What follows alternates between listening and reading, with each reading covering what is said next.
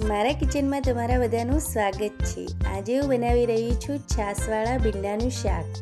તો છાશવાળા ભીંડાનું શાક બનાવવા માટે એક કઢાઈ લીધી અને કઢાઈમાં મેં લગભગ 4 થી 5 ચમચી તેલ એડ કર્યું। પછી અંદર મેં 1 ચમચી રાઈ એડ કરી, 1 ચમચી જીરું એડ કર્યું। બંનેને મેં ફૂટવા દીધું। સરસ ફૂટી ગયું પછી મેં અડધી ચમચી જેટલી હળદર એડ કરી અને પછી મેં અંદર ભીંડા એડ કર્યા। ભીંડા મેં લગભગ 500 ગ્રામ લીધા હતા અને એને ધોઈ અને સાફ કરી અને મેં કાપી લીધા હતા। પછી એને પણ મેં એડ કરી અને એને ઉપર નીચે કરી અને તેલમાં થવા દીધા।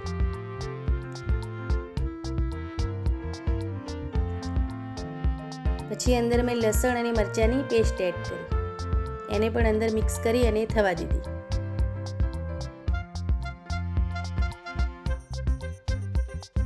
સરસ થઈ ગયું પછી મેં અંદર ધાણા જીરું એડ કર્યું, એને પણ અંદર મિક્સ કરી નાખ્યું।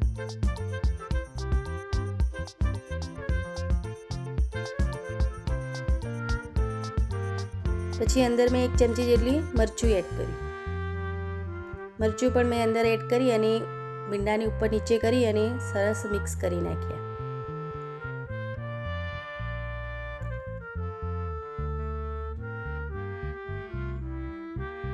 પછી મેં અંદર 1 ચમચી જેટલું મીઠું એડ કર્યું। મીઠાને પણ મેં અંદર મિક્સ કરી નાખ્યું। આપણે હલાવી જવાનું અને સરસ બધું મિક્સ કરી અને ભીંડાને થવા દેવાના। સરસ આપણા ભીંડા થઈ ગયા।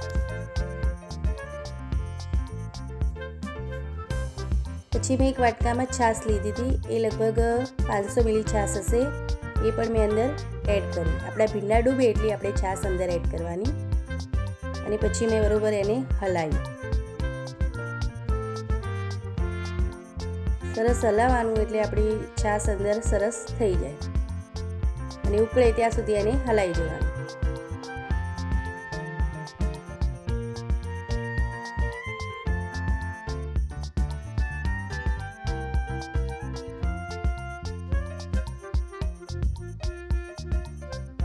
હવે છાશ આપણી સરસ ઉકળવા લાગી એટલે આપણે થોડી વાર એને ઉકળવા દેવાનું।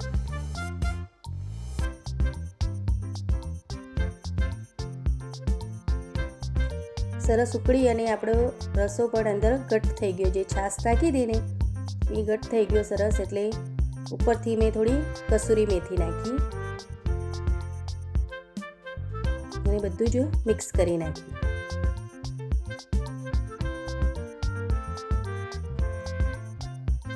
પછી મેં ગેસ બંધ કરી દીધો અને એક વાસણમાં તેને લઈ લીધું। તો સરસ ભીંડાનું શાક બન્યું છે અને અંદર છાશ નાખી એટલે સરસ ભીંડાની અંદર છાશ ભરાય અને એ શાક ખાવામાં બહુ જ મસ્ત લાગે છે। તો સરસ બની લીધું અને પછી મેં અંદર ડીશમાં લઈ લીધું અને રોટલી સાથે ખીચડી સાથે ભીંડાનું શાક સરસ જ લાગે છે। તો બધા ટ્રાય કરજો। આવજો।